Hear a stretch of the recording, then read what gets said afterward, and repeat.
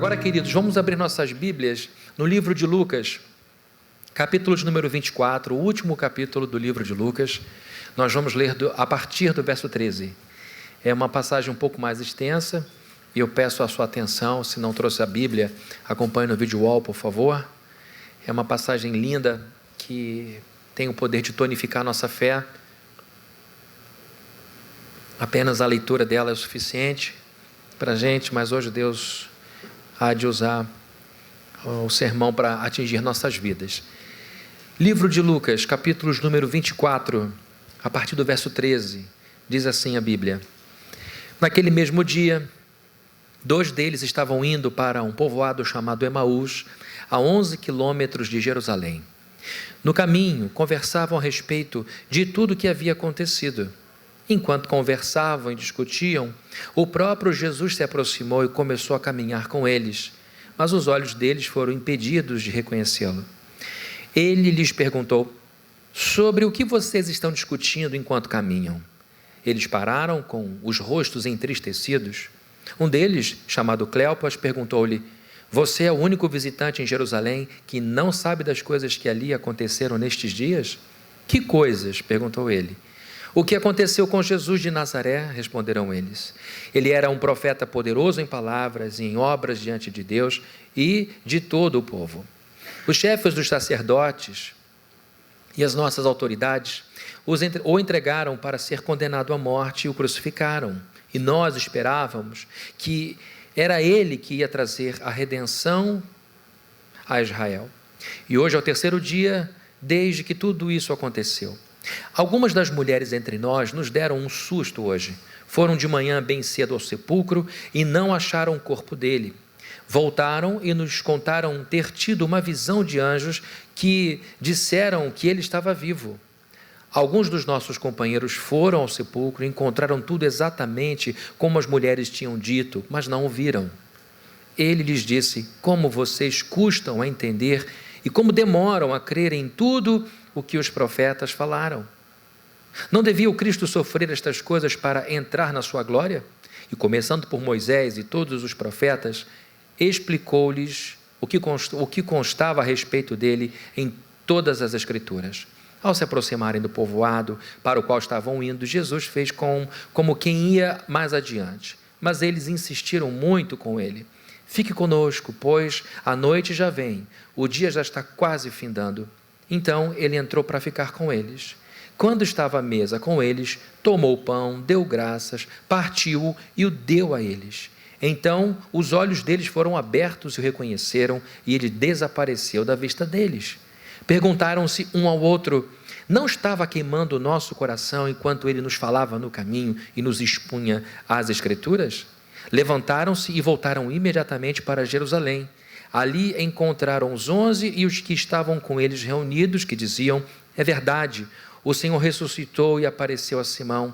Então os 2 contaram o que tinha acontecido no caminho e como Jesus fora reconhecido por eles quando partia o pão.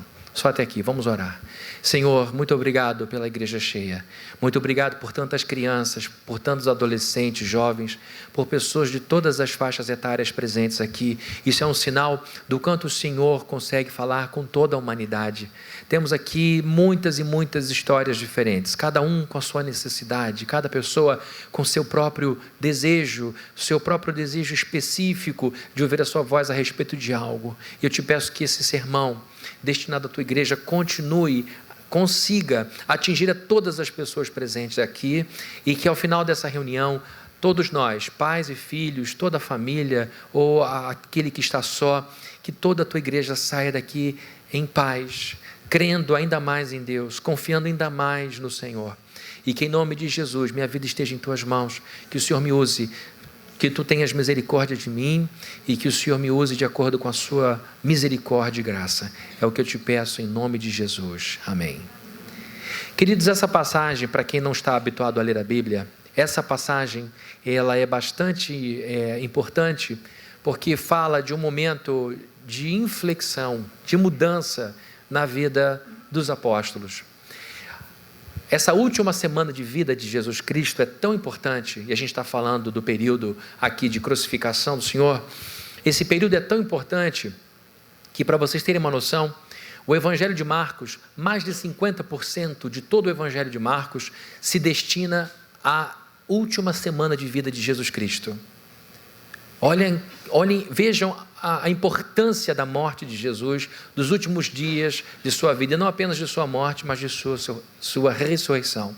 Os discípulos estavam confusos, desorientados, desanimados, completamente desestimulados pelo caminho que as coisas tomaram. Jesus agora estava morto, segundo eles acreditavam, e tinha sido morto por causa de uma sentença injusta. Jesus foi entregue às autoridades pelos próprios judeus, pelas próprias pessoas do seu tempo, seus líderes religiosos, que não suportavam ouvir as condenações de Jesus em relação à sua própria religiosidade, e eles então, enfurecidos, encontraram um caminho através de Judas Iscariotes para levar Jesus a um tribunal romano, e então o Senhor receber a mais alta pena, a pena de morte pela crucificação. Um caminho, um recurso utilizado apenas para pessoas de fora do Império Romano, pessoas que não tinham cidadania romana. A morte por crucificação era tão cruel que ela era proibida como sentença de morte para um cidadão romano que tivesse cometido um crime digno de pena de morte. Nesses casos, ele era degolado pela espada. E agora a crucificação é aquela morte que muitos já sabem, demorada. Muitas pessoas passavam dias na cruz, penduradas, agonizando, numa tortura cruel demais. E alguns juristas do Império Romano diziam que a palavra crucificação não poderia estar na boca de um juiz, de um pretor romano, tamanha era a crueldade. Esse vocabulário, essa palavra, esse vocábulo tinha que ser banido dos tribunais romanos, tamanha era a dor que se infligia sobre o sentenciado. Jesus então passa por tudo isso, foi espancado, humilhado, preso, crucificado e colocado num túmulo. Este túmulo era propriedade de um homem rico chamado José, da cidade de Arimateia, que a gente conhece como José de Arimateia e pensa que Arimateia é sobrenome. Não é. Como Madalena também não é sobrenome. Ela é de Magdala, de uma região ali ao redor do Mar da Galileia.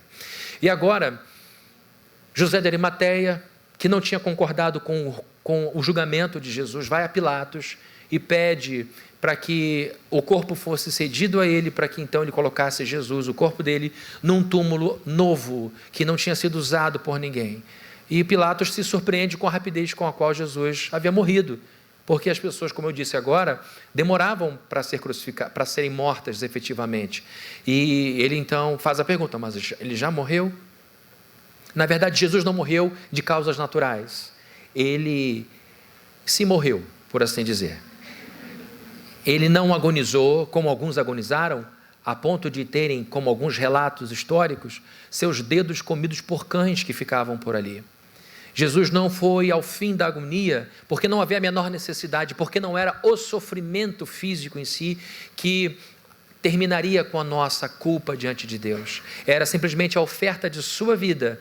E aí, no momento oportuno em que o último pecado cometido pelos eleitos e eleitas de Deus foi perdoado, ele olha para o alto e diz: Pai, em tuas mãos eu entrego o meu espírito, está consumado, está feito. O incrível é que Jesus entrega seu espírito aos cuidados daquele que lhe entregou um cálice amargo. E ele só bebeu o cálice amargo porque ele sabia de quem eram as mãos que seguravam aquele cálice. Jesus então cumpre o seu trabalho, mas gente, a cena foi de dar dor no coração. Eu não sei se vocês são como eu, mas quando a televisão mostra uma pessoa ensanguentada, machucada, ferida, eu fecho o olho, viro o rosto e não gosto de ver porque aquilo me impressiona e me faz mal. Eu fico imaginando como deve ser difícil ser policial, ser bombeiro, ser médico, ter que lidar com esses cenários de gente deformada, destruída. Se choca a gente ver um estranho nesse estado. Imaginem como não ficaram esses discípulos, as mulheres que acompanhavam Jesus. E agora, Jesus é posto enrolado num pano, num linho branco, é colocado no túmulo e fica aguardando o domingo para que o corpo fosse limpo, porque a crucificação foi na sexta e logo no fim do dia começa o sábado. E agora, no sábado, ninguém pode fazer coisa nenhuma, trabalho nenhum.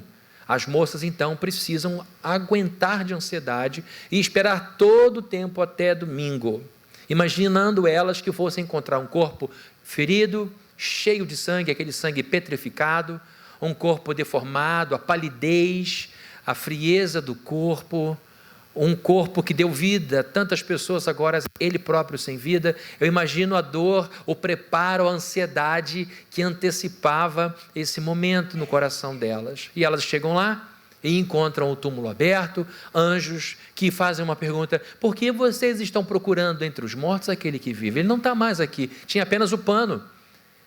E elas então recebem a incumbência de darem aos discípulos o recado. E não sei se você já parou para pensar nisso. Nessa época, o Império Romano não aceitava depoimento de mulher, porque eles diziam que as mulheres eram histéricas, elas eram indignas de credibilidade. Então nenhuma mulher podia, num tribunal romano, depor contra ou a favor de alguém, porque a palavra de uma mulher não tinha peso algum. Na Bíblia você vê isso, quando elas chegam contando a história, no verso 11, o que os discípulos vão dizer? Na minha Bíblia diz: vocês piraram, vocês enlouqueceram. Eles não acreditaram. Depois que eles chegam e dizem: de fato, ele ressuscitou, ele estava conosco indo para Emaús, e ele apareceu para Simão. E o depoimento delas? Não contava. Porque mulher não tinha credibilidade diante dos juízes romanos. E aí, o justo, o supremo, o glorioso juiz ressurge. O evento mais incrível da história humana. O evento mais maravilhoso da história humana. O juiz supremo ressurge dos mortos e escolhe três moças para serem suas testemunhas. E ele corrige uma prática do Império Romano que se orgulhava do seu direito, que é a base do nosso direito hoje, dizendo o seguinte: vocês estão certos em muita coisa, mas em algo básico vocês erraram. Elas são dignas de crédito, sim, e elas serão as portadoras da grande notícia. Vocês veem como Jesus vê a mulher? Como ele inverte as coisas? Pois bem, não acabou o sermão, não é sobre isso só que eu vim falar, é só um parêntese. Jesus já está defendendo a mulher há muito mais tempo. Há muito mais tempo. Então, queridos, nós vemos aqui um evento incrível acontecendo, e tudo agora num final de semana só. Na sexta, esse é um período da história de muito maravilhamento e tragédia. De uma sexta para domingo, tudo muda muito intensamente. É um final de semana paradoxal. Paradoxo é uma coisa que parece contraditória, mas não é. Então, a gente vê o paradoxo desse final de semana: tragédia na sexta, maravilha no domingo. É a sexta-feira da paixão, da dor, e o domingo da ressurreição, da alegria e da vitória. Sexta-feira a gente vê um cordeiro frágil sendo abatido. No domingo a gente vê um leão. Na sexta-feira a gente vê o réu.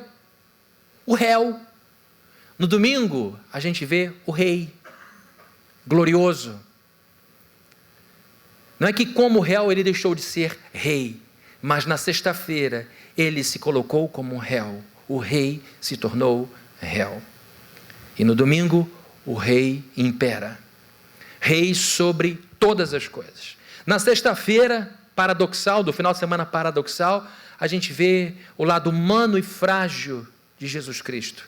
E no domingo a gente vê o lado divino e indestrutível do nosso Salvador. E queridos, é informação demais para aqueles meninos, para aqueles discípulos, todos muito jovens, todos muito, muito jovens. E o que a gente aprende com esses rapazes aqui, nessa fase, com esses dois discípulos, que eram pessoas do círculo de Jesus, são lições muito preciosas, sobretudo para nós que estamos vivendo num mundo que nos faz andar em picos e vales, picos e vales. A gente vai vivendo um misto de alegria e tragédia, e a nossa vida vive no meio de tudo isso. É como o apresentador âncora de jornal, de noticiário, ele acaba de dar uma notícia triste e depois entra no carnaval. E tudo é o rosto, a gente se acostumou a isso, e a nossa vida é assim. A gente às vezes está até o pescoço numa areia movediça, mas ainda tem a alegria de ver um filho vencer, de uma filha vencer. A gente tem a alegria de ver uma outra área da vida dando certo, mas às vezes a vida fica pesada demais. E todas essas coisas boas somem do nosso radar. Mas eu quero ver com vocês aqui 3 lições a respeito de Jesus que esses 2 meninos podem nos ajudar a entender. Primeira coisa a respeito de Jesus que Cleopas e o seu companheiro discípulo nos ensinam é que Jesus é surpreendente. Jesus adora fazer surpresa. Vejam comigo os versos 15, 16 e 17, que é que dizem: enquanto conversavam e discutiam, o próprio Jesus se aproximou e começou a caminhar com eles. Mas os olhos deles foram impedidos de reconhecê-lo. Ele lhes perguntou: sobre o que vocês estão discutindo enquanto caminham? Queridos, olhem a cena. Estão os 2 arrasados, não tinha mais nada para fazer em Jerusalém, clima péssimo. Eles estavam lá por conta da Páscoa, grande festa, agora voltam para casa, voltam para o seu destino. E é lógico que o papo não podia ser outro. E enquanto vão andando, eles percebem que alguém está pertinho andando, eles ouvem o barulho do passo. Se é em Niterói, a gente esconde a bolsa achando que alguém chegando por trás. Já viu isso? Você está andando, a pessoa ela vai segurar a bolsa. E aí eles param para olhar e vê um estranho, eles não reconhecem. Os teólogos não sabem se não reconheceram porque Jesus os impediu de reconhecerem, espiritualmente falando, ou porque Jesus estava de uma forma tão diferente que eles realmente não conseguiam ligar uma coisa a outra. E a gente sabe muitas vezes que o que registra a nossa visão, o que influencia a nossa visão, é aquilo que é mais forte. Quem aqui já viu filme 3D com um filho pequeno sabe do que eu estou falando. Você põe aquele negocinho por um tempo grande, quando sai de cinema, eu saía vendo tudo vermelho e azul, por causa das lentes. Depois aquilo sumia. Esse negócio chamado de efeito Tetris pode ser positivo ou negativo. Não vou falar sobre isso hoje, e nem semana que vem que o pastor Roberto vai pregar. Mas na outra, com certeza, vou falar sobre esses registros que o nosso cérebro faz e que nos fazem ver a vida a nosso favor ou contra nós. Então, não sabemos se o que impediu os meninos de reconhecerem Jesus foi isso, aquilo ou aquilo outro, mas a verdade é que eles não reconheceram. Demoraram para entender, precisaram ir longe para poder entender. E agora, Jesus os surpreende nessa caminhada. E o que eu quero chamar a atenção aqui, queridos, é a maneira como Jesus aborda esses discípulos.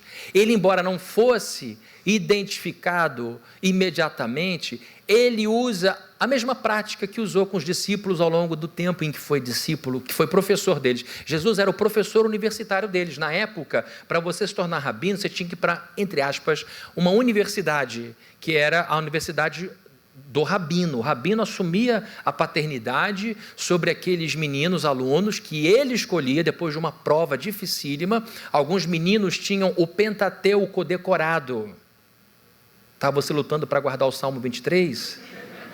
Você não ia passar. Não ia. E aí eles escolhiam os garotos e por 3 anos, 4 anos ficavam estudando com aquele rabino, e tinha um ditado que dizia que você seja coberto com a poeira do seu rabino, fique com ele, ande com ele, aprenda com ele. Jesus era o professor deles.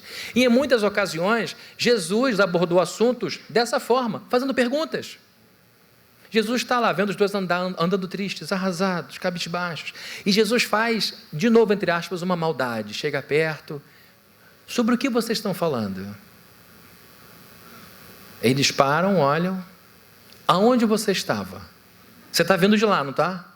Como é que você não sabe? Eu falei: irmão, o que aconteceu? Você não sabe nada sobre Jesus Cristo, o que aconteceu? Aí eles começam a contar a história.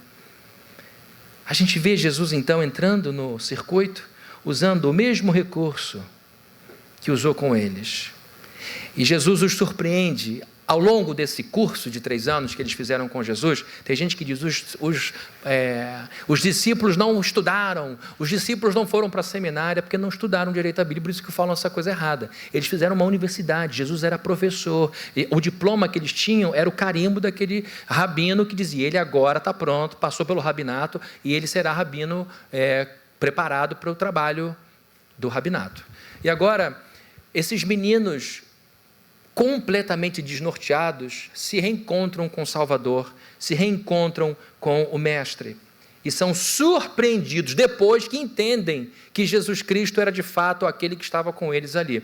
Mas não foi só aqui que ele surpreendeu os discípulos. Ele surpreendeu os discípulos no momento em que opera um milagre de uma forma muito atípica, muito heterodoxa, muito diferente. Lá em João 9:6, a Bíblia relata o caso de um cego que, para ser curado, precisou lavar os olhos com uma sujeirinha, sendo bem assim, bonzinho com o texto que Jesus fez. Jesus cuspiu no chão. Jesus meteu a mão no cuspe com lama, com poeira, fez uma laminha e passou no olho do rapaz. Tinha cheiro aquilo. É estranho, não é, queridos? Com todo o temor que eu tenho a Jesus Cristo, eu vou perguntar. Amado mestre, eu vou perguntar. Dá saudade do ator, né? Amado mestre, por quê? O rapaz recebeu orientação com aquela lama nos olhos. Vá lá no tanque, de Siloé, e volta e você vai estar curado. E ele volta vendo. Uma surpresa, ninguém imaginava que alguém que disse para uma menina morta, Talita cumi, significa em aramaico, levante-se minha filha, ou menina. Um jeito carinhoso do pai levantar a mãe diante de uma manhã. Por que ele cuspiu no chão, fez aquela sujeira e passou no rosto do sujeito? Jesus faz essas coisas sem perguntar se pode. Ele surpreende. Ele não surpreendeu apenas na maneira de fazer milagre, mas também na forma de julgar. Numa ocasião, Jesus estava palestrando, falando, ensinando para um grupo, como se estivesse aqui. E de repente, a coisa é interrompida de maneira grosseira por aquele grupo que odiava Jesus Cristo. E eles trazem uma mulher que foi pega em flagrante adultério. E todo aquele constrangimento dela é exposto, toda a sua intimidade é exposta. E como o que me espanta sempre é, se foi adultério, cadê o outro? Aliviaram a barra do sujeito. E aí então, trazem a mulher e colocam diante de Jesus a lei que Jesus tanto dizia que amava. Como rabino, ele não podia discordar da lei. E aí faz uma pergunta: mestre, a lei de Moisés manda que uma mulher como essa seja apedrejada. Ela estava diante da morte ali.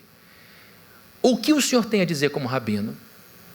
Jesus fica quieto, não reclama. Vocês me interromperam, não se faz isso. Vocês não tiveram pai e mãe para ensinar vocês que não se faz esse tipo de coisa. Eu sou um rabino. Não, ele fica quieto. Agacha no canto e começa a escrever algumas coisas no chão, desenhar, não sei. E eles insistem, ele então se levanta, limpa a mão. Tá bom, vocês gostam de pedra? Então vai a minha. Quem aqui não tiver pecado nenhum, seja o primeiro a matar essa mulher. A Bíblia diz que os mais velhos começaram a largar primeiro as pedras, porque perceberam que o acúmulo de anos trouxe acúmulo de pecados. E eles perceberam que estavam sendo hipócritas, sem misericórdia. E ali Jesus Cristo se vê sozinho com a mulher, vai todo mundo embora, e ele diz assim: minha querida, aonde estão os teus acusadores? Foram todos embora? Todos. Ninguém ficou, ninguém, Senhor. Ninguém te condenou? Ela: não, nem eu, que poderia jogar a pedra, te condeno. Vai e muda de vida. Recomeça. Aqui ele inova, porque a prática era apedrejar, a tática era envergonhar, a tática era humilhar. É isso que o religioso faz. Pega um pecado de alguém escondido e expõe para todo mundo. Faz fofoca, apedreja a reputação do outro, mancha a história do outro, de um jeito que não faz com os próprios filhos, nem consigo. É isso que a religião faz, deixa a gente pior. E Jesus Cristo inaugura uma nova maneira de enxergar as coisas. Não é tapando o sol com peneira. É que ao invés de usar a justiça, ele usou a não justiça, que não é injustiça, é a misericórdia. E aí ele falou: vai e não peques mais, segue a sua vida, recomeça tudo outra vez. Ele então surpreende na maneira de fazer milagres, surpreende na maneira de julgar e na humildade. Jesus Cristo, queridos, não era só um professor espetacular. Quem aqui já teve professor espetacular sabe do que eu estou falando. O sujeito fez você gostar de uma matéria que você não gostava, porque ela era extremamente maravilhosa dando aula. Jesus falava e as pessoas ficavam de queixo caído. A Bíblia diz que as multidões ficaram doidas quando começaram a ouvir Jesus dizendo aquelas coisas, e eles mesmos diziam: como? Se ele era carpinteiro, ele não foi treinado, de onde ele tirou esse conhecimento? Isso fez? Nunca vimos nada igual. E além dessas aulas incríveis, impactantes, dessas palavras que tiravam as pessoas do sério, ele fazia milagre. Ele, diante dos discípulos, ressuscitou a filhinha de Jairo, ressuscitou Lázaro, seu amigão do peito, curou leproso. Você imagina o sujeito cheio de ferida, já despedaçado, literalmente, ser curado de uma hora para outra. A Bíblia diz que num determinado sábado, Jesus curou um homem que tinha uma de suas mãos mirrada. Imagine de uma hora para outra aquela mão voltar ao normal.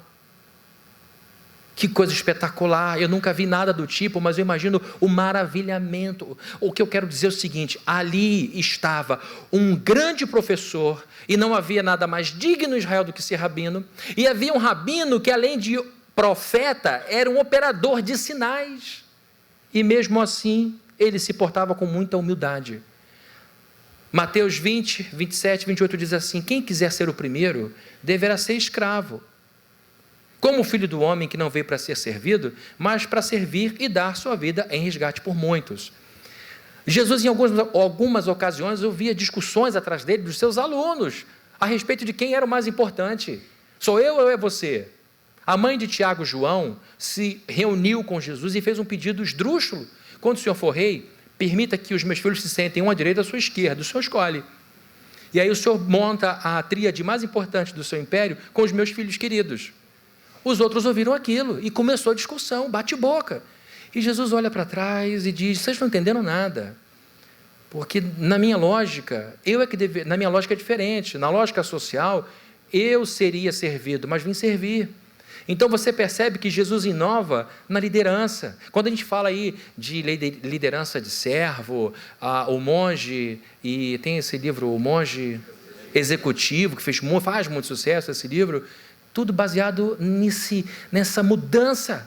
Numa época imperial, Jesus se mostra como imperador totalmente inovador.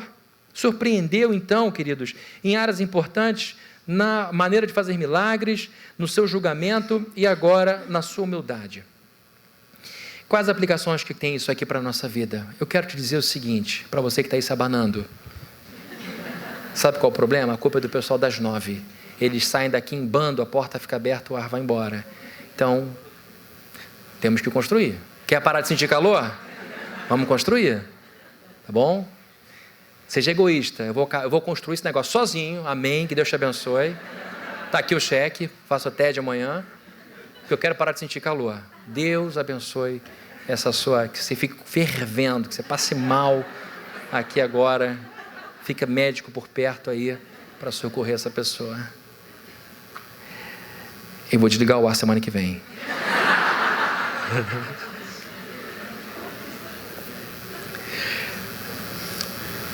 O que a gente pode aplicar para a nossa vida dessa questão da surpresa de Jesus o tempo todo?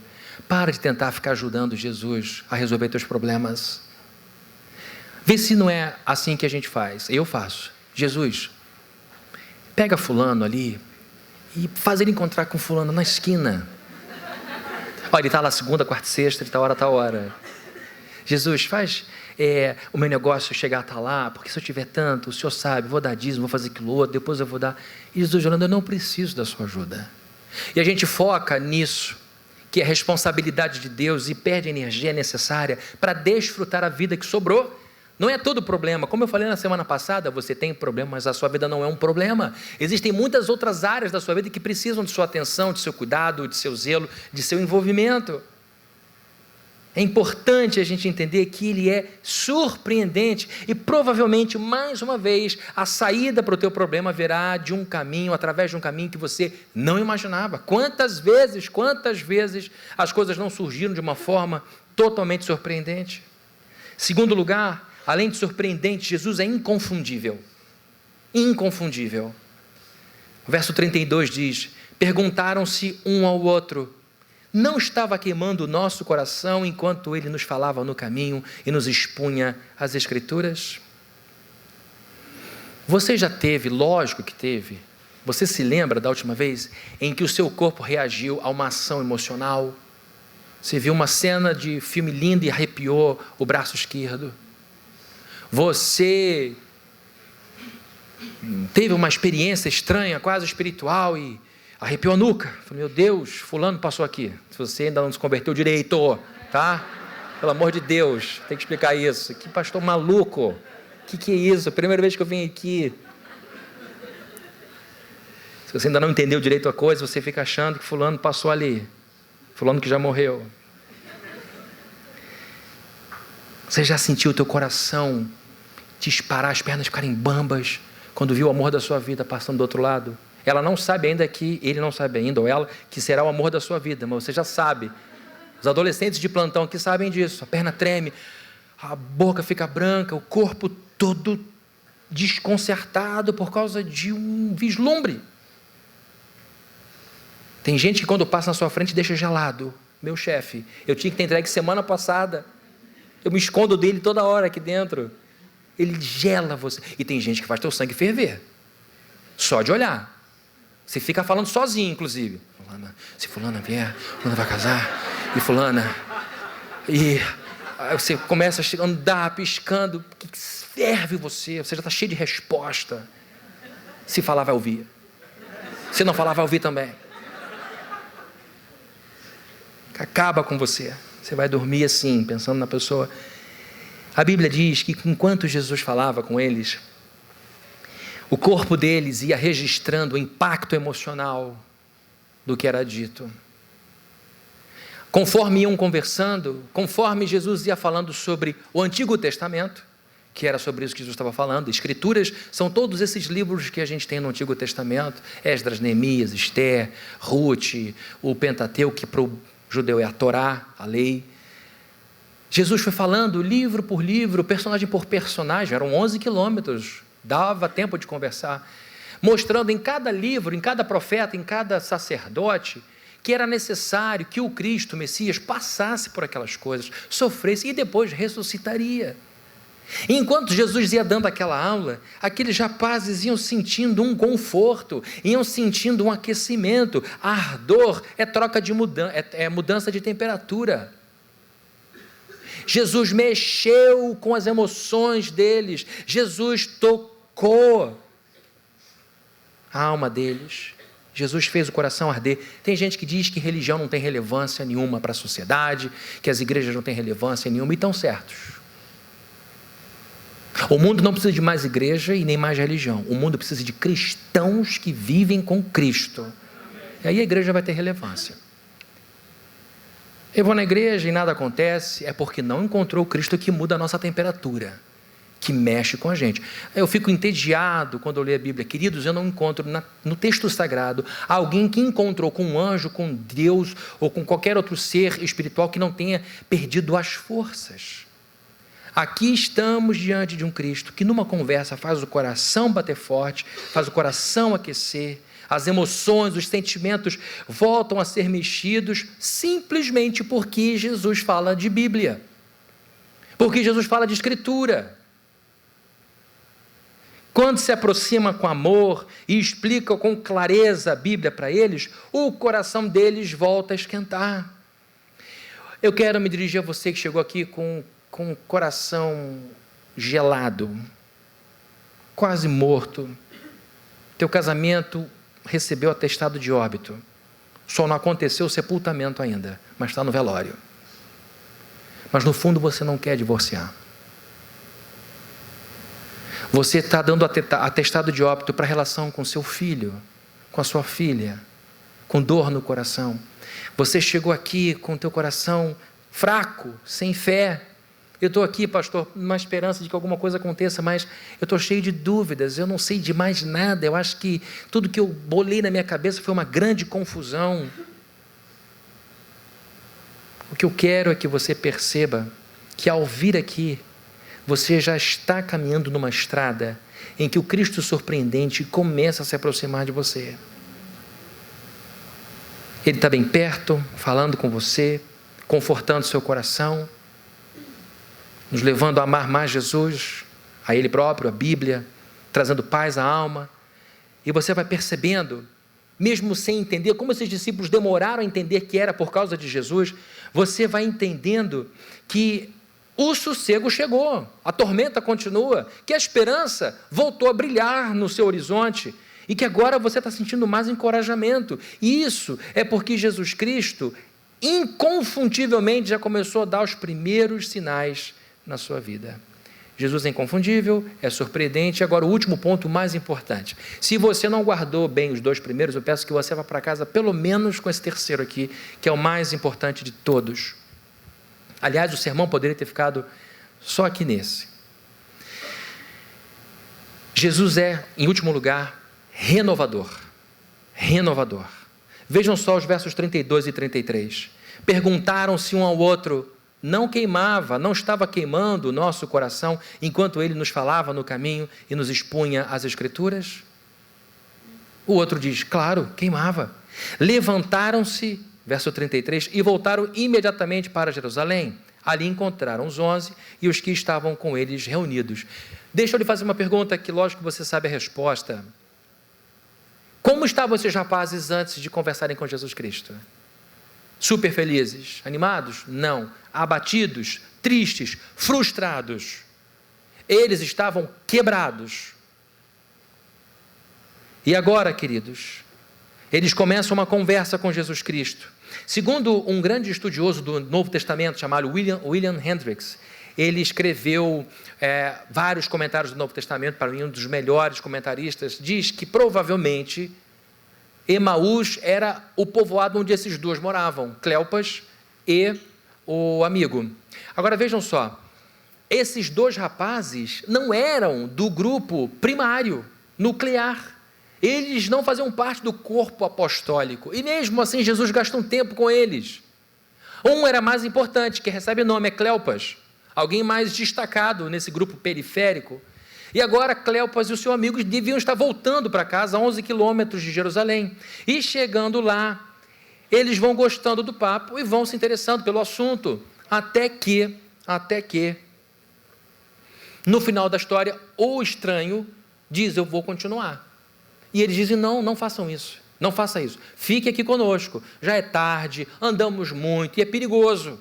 Nessa região do mundo, entre muçulmanos, cristãos, judeus, a hospitalidade é quase um mandamento social. A pessoa precisa exercitar a hospitalidade. Tirando as grandes capitais, que é uma vida muito parecida no mundo inteiro, nas cidades menores é muito comum ouvir relatos de pessoas que estavam por ali e foram convidadas para um café na casa de um desconhecido. É lógico que primeiro tem um protocolo social, mas também havia ali o benefício de se conversar com alguém que esquentava o coração triste deles. E eles oferecem com toda boa vontade um lugarzinho para ele dormir. Mas antes de dormir eles chegam em casa, com fome. E lá estão preparando as coisas, devem ter lavado os pés do Senhor. E aí quando chega a hora da refeição, o estranho pede para partir o pão, para agradecer. E aí então, queridos, ele, que é um hábito que a gente tem que alimentar, porque comida não é uma coisa certa nesse mundo, e ter comida é uma bênção, e por isso a gente agradece. E na hora que ele dá graças, ele ora, usa as palavras e corta o pão, eles voltam para pegar suco de maracujá. Cleopas, você está pensando o que eu estou pensando? Era Cleopas e Anônimo, virou Anônimo na minha história. Anônimo. Eu acho, será que não é possível? Aí juntaram com a história das mulheres, que eles acharam que tinham enlouquecido. Vamos voltar. Quando volta, ele... Puf. Na minha Bíblia tem puf, uma exclamação do lado. E aí, eles concluem, era ele. Ele realmente ressuscitou. As mulheres não enlouqueceram. E agora, queridos, o que é que eles fazem? Vamos tomar um banho, vamos dormir calmamente, o nosso corpo não está agitado, a nossa mente não está acelerada, é amanhã, a hora que acordar a gente acorda, e depois a gente toma aquele café da manhã, com aquele iogurte que você gosta, Anônimo, que eu sei, e a gente vai embora calmamente para Jerusalém, para compartilhar isso com quem estiver lá. É isso que eles fazem? Eles imediatamente botam tênis e voltam 11 quilômetros. Não devem ter nem comido o pão que Jesus partiu. Quase o trocadilho que o outro amassou, Jesus partiu esse da comunhão. Eles voam de novo 11 quilômetros, o dobro do caminho, à noite, no perigo, no cansaço. O que é que mudou, queridos?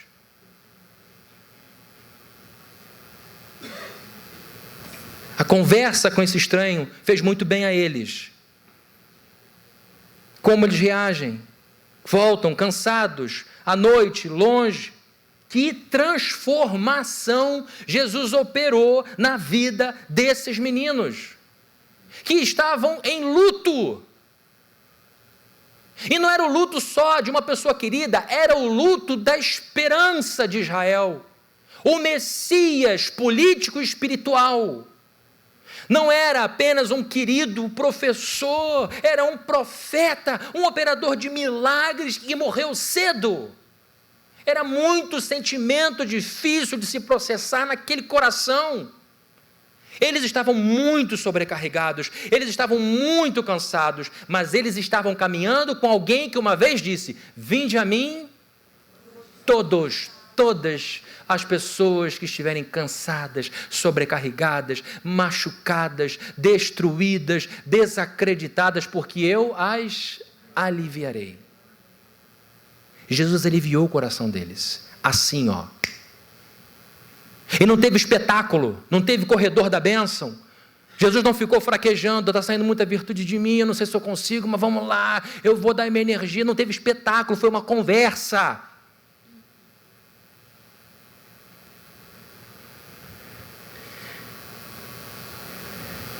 Suas almas, a alma de Cleopas e seu amigo, suas almas foram restauradas completamente, e não só restauradas, foram turbinadas.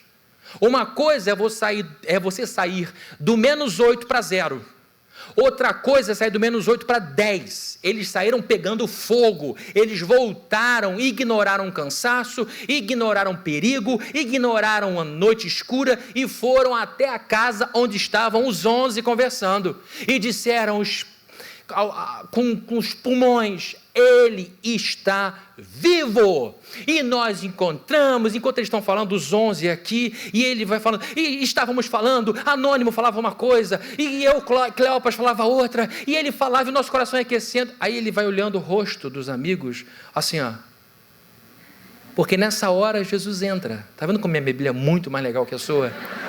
E ele: o que foi, gente? Eles achando que o espanto é por causa da história, eles vão falando, mas é porque o ressurreto tinha passado pelas paredes e estava entrando. Tomé não estava, lembra?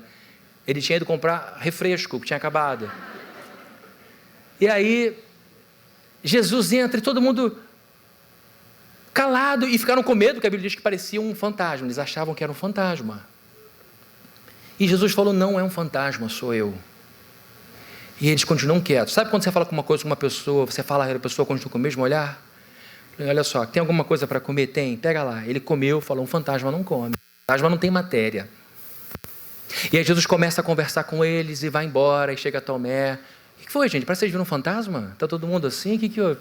Jesus apareceu aqui, um bando, um monte de gente chorando, falando em línguas, uma coisa, ainda não, porque não tinha acontecido Pentecostes, mas feliz da vida, e emoção. Ele: um bando de crédulo, ninguém tem a mente científica que eu tenho, só depois que eu vi, antes não. Aí depois ele aparece, passa uma vergonha nacional, mas Jesus restitui ele: olha, você está aí feliz da vida? Porque está me vendo e tocando em mim? Melhor é quem nunca viu e sempre creu. Vou te dizer uma coisa aqui, uma aplicação rápida. Se você precisa de profeta o tempo todo, se você precisa de milagre o tempo todo, se você precisa de evidência o tempo todo, é porque a sua fé é fraca. 10 anos, precisa que alguém te diga alguma coisa que a Bíblia está cansada de dizer. Demonstração de poder é para os que não creem, para os de fora, para legitimar um discurso. Não crê no que eu falo, crê no que eu faço, aí você vê milagre. Amém? Fechou parênteses. De onde veio a força dos discípulos para retornarem 11 quilômetros depois que já tinham percorrido esses 11 quilômetros? Quem dissolveu a tristeza sólida que refletia-se no rosto dos garotos? Quem é que deu coragem para esses meninos enfrentarem os perigos de uma noite, de uma viagem noturna? Quem ressuscitou a fé em Deus no coração desses meninos foi Jesus Cristo. Qual é a aplicação disso? Qual é o estado da tua alma? Qual era o estado da sua alma quando você subiu a escada dessa igreja? Como é que estavam suas forças emocionais quando você estacionou o carro aqui do lado? Como é que era o seu rosto antes de chegar na igreja, pesado de tristeza, a tal ponto que os olhos querem se fechar? Você sente um peso na testa constante que te dá a vontade de dormir o dia inteiro, embora não esteja com sono? Como estava a sua esperança, a sua fé em Deus quando você chegou aqui na igreja? Quantos quilômetros você andou na estrada, na rodovia da tristeza? O que eu quero dizer é que o Cristo desse texto é capaz de dissipar todo o seu medo, toda a sua dor, toda a sua angústia, toda a sua ansiedade, todo o seu desespero com uma conversa. Com uma conversa. Aí você vai dizer, mas como é que eu vou saber que ele está falando comigo, que é a voz dele? Você está aí a semana inteira clamando a Deus por uma resposta. Eu toquei alguns pontos aqui da sua vida, de tal maneira que você já deve estar dizendo, parece que alguém contou para o Fabrini o que eu estou vivendo. Isso não é incomum acontecer nos nossos cultos. Todos os pastores dizem, olha, a pessoa me procurou e falou que parecia que... Eu tinha te contado a história, inclusive aconteceu uma coisa engraçada comigo uma vez, falou, meu marido não quer mais vir à igreja, pastor, porque quando o senhor pregou na última vez, ele falou para mim, você me expôs para o pastor, contou a história para ele. Ficou com raiva de mim, mas não tem nada a ver, da mulher, coitada. Ele falou, não falei, pastor, não contei nada. E agora, a gente tem que culpar Deus porque se revelou demais para o sujeito, ficar com raiva. Né? Mas quando a pessoa não quer a igreja, qualquer motivo é motivo. Então, queridos, o que eu quero dizer é, se a essa altura você está entendendo que é de você que estamos falando, é bom você dizer, é coincidência demais para ser coincidência. Deus está realmente na minha estrada. Assim como os discípulos demoraram para entender que Jesus já estava curando eles na conversa, no tempo, eles já chegaram lá com o coração de novo quente. E um desfecho incrível. O que eu quero dizer é que eu não sei quando vai haver o desfecho do teu problema, eu não sei quando você vai ter o clique para entender qual é o caminho a seguir, mas eu posso te garantir que é possível o teu coração começar a aquecer de esperança agora, nesse momento. O que é preciso fazer? Você impedir que essa palavra entre no seu coração até o suicídio. Então abra os caminhos, tire toda essa dúvida, tire todos esses neurônios que estão trabalhando contra você, e não é fechar o olho e dar um mergulho, um salto no escuro, é você entender que Deus conhece a sua vida a tal ponto que trouxe você aqui para mostrar o quanto Ele sabe da sua intimidade. Peça a Jesus hoje em casa para Ele aumentar a sua percepção espiritual, para Ele ajudar você a ver as coisas de maneira espiritual. Peça a Ele para colocar pessoas próximas a você que, ao abrirem a boca, irão esquentar a sua alma. Pessoas que vão aquecer seu coração. E diga de todo o coração, eu quero, Jesus, ouvir a sua voz. E sabe o que é lindo? Terminando aqui já, é que quando Jesus está andando com eles, ali está o Rei da Glória. Eu, quando vou a um museu, quando eu vou a um palácio, que é um museu, eu fico impressionado com as câmaras, com a beleza, com a quantidade de mármore, com a arquitetura, acho tudo lindo, acho tudo impressionante, fico imaginando, meu Deus, isto aqui era a sala de jantar de uma pessoa, muito maior que a minha casa, muito maior que o meu apartamento, olha o tamanho desse jardim. Você vai no Jardim Botânico, visita lá um museuzinho, um centro de exposição, e aí você vê lá o lugar onde as pessoas moravam, e falei, meu Deus, que coisa linda ter isso aqui como sua área. Imagine Cristo, o lugar onde Ele vive, a glória que Ele tem, a força, o esplendor, o que é ser servido por anjos e arcanjos, eu não consigo imaginar, por mais que eu me esforce, é impossível eu conseguir conceber a glória na qual Ele está inserido. E aí chegam dois rapazes numa casinha simples e dizem, o senhor quer ficar aqui? Nós temos uma tapioca lá para comer, um guaraná e um sofazinho, cama que você pode usar para dormir. E ele aceita. Ele aceita. E sabe qual é a aplicação disso para a nossa vida? Ele aceita o teu convite para morar dentro desse peito. Ele aceita, Ele vai entrar pela porta da tua casa com você, e Jesus, no tempo de arrumar, está tudo uma bagunça, nossa, por que eu não tomei conta disso, agora Ele vai entrar, não se preocupe, Ele vai entrar com toda alegria, vai se sentar com você e vai te ouvir. E na hora que você for para a cama, Ele vai estar do teu lado, vai te fazer dormir. Como o Davi falou, em paz me deito e logo pego no sono, porque só Tu me fazes dormir seguro. É essa paz para dormir. Então, queridos, saiamos daqui dizendo, Jesus é surpreendente. Não esperava ouvir o que eu ouvi hoje. E agora as coisas começam a fazer sentido. Ele é inconfundível. Quando eu ouço a voz dele, meu coração pega fogo de novo. E Ele é renovador. Essa é a hora da gente fechar os nossos olhos e pedir a Deus para deixar todo o fardo aqui dentro. Vamos fazer isso agora? Vamos orar? Senhor querido, em nome de Jesus, nos curvamos em oração, crendo que o Senhor está aqui conosco.